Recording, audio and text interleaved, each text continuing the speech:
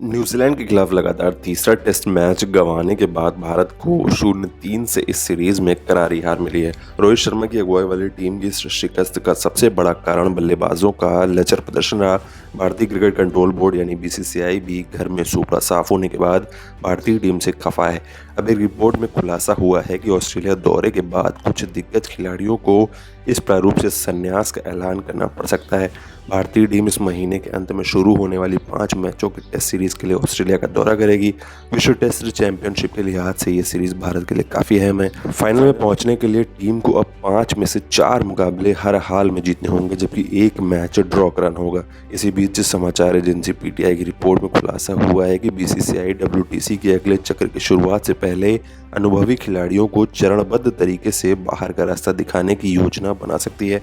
इस बात की बहुत अधिक संभावना है कि ऑस्ट्रेलिया के खिलाफ 5 मैचों की टेस्ट सीरीज रोहित शर्मा, विराट कोहली, रविंद्र जडेजा और रविचंद्रन अश्विन में से कम 2 के लिए तो अंतिम हो सकती है।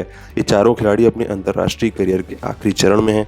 जब रोहित शर्मा से भारत के टेस्ट भविष्य के बारे में उनके विचार पूछे गए तो उन्होंने कहा कि देखिए, मुझे नहीं लगता कि हम इतना आगे की सोच सकते हैं। अगली सीरीज पर ध्यान केंद्रित करना इंपॉर्टेंट है, जो कि ऑस्ट्रेलिया है। रिपोर्ट में आगे बताया गया है कि बीसीसीआई के दिग्गजों और चयन समिति के अध्यक्ष अजीत अगरकर, मुख्य कोच गौतम गंभीर और कप्तान रोहित के बीच उम्रदराज खिलाड़ियों के साथ टीम के आगे बढ़ने के बारे में अनौपचारिक चर्चा हो सकती है। बीसीसीआई के एक सीनियर अधिकारी ने गोपनीयता की शर्त पर पीटीआई से कहा कि इसका निश्चित रूप से आकलन किया जाएगा और ये अनौपचारिक हो सकता है, क्योंकि टीम 10 नवंबर को ऑस्ट्रेलिया के लिए रवाना होगी। ये एक बड़ी हार है, लेकिन ऑस्ट्रेलिया सीरीज करीब है और टीम की घोषणा पहले ही हो चुकी है, इसलिए अभी कोई छेड़छाड़ नहीं होगी। उन्होंने आगे कहा कि भारत अगर इंग्लैंड में खेले जाने वाले डब्ल्यूटीसी फाइनल के लिए क्वालिफाई नहीं करता है तो इस बात की काफ़ी संभावना होगी कि इन चारों में से कुछ नाम इंग्लैंड के खिलाफ 5 मैचों की सीरीज में नहीं होंगे। इन चारों ने घरेलू मैदान पर संभवतः एक साथ अपना आखिरी टेस्ट मैच खेल लिया है। माना जा रहा है कि बीसीसीआई 2011 की कहानी को दोहराने से बचना चाहता है, जब टीम के प्रदर्शन में बड़ी गिरावट आई थी। बोर्ड चयनकर्ताओं, विशेष रूप से अध्यक्ष अजीत अगरकर और मुख्य कोच गौतम गंभीर को योजना के बारे में दिग्गज क्रिकेटरों से बात करने की आवश्यकता होगी। भारतीय टीम डब्ल्यूटीसी फाइनल के लिए क्वालिफाई करने की दौड़ में अब भी बनी हुई है। टीम अगर ऐसा करने में नाकाम रही तो अगले डब्ल्यूटीसी चक्र में उसका अभियान इंग्लैंड दौरे पर 5 मैचों की टेस्ट सीरीज से शुरू होगा। इसका आगाज 20 जून से होगा। चयन समिति साई सुदर्शन, देवदत्त पडिक्कल जैसे खिलाड़ियों को मौका देकर दीर्घकालिक संभावनाओं पर विचार करने के लिए मजबूर हो सकती है, जो अंतर्राष्ट्रीय क्रिकेट के लिए तैयार दिख रहे हैं। वाशिंगटन सुंदर अगले 10 सालों के लिए एक मजबूत संभावना के रूप में उभर रहे हैं।